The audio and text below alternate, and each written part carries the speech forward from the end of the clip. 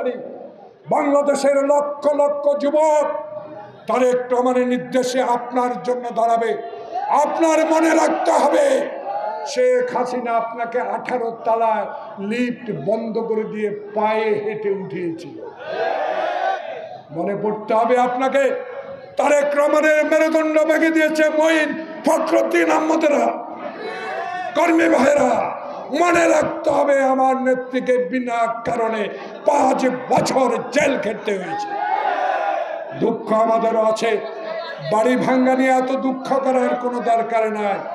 আগে 16 বছরে গরিব বাংলাদেশের লুটের টাকা এই সরকার না পারলো, ইনশাল্লাহ জনগণের ভোটে আমার নেতা তারেক রহমান বাংলাদেশের প্রধানমন্ত্রী হয়ে অক্ষরে 1 টাকা পর্যন্ত নিয়ে আসবে।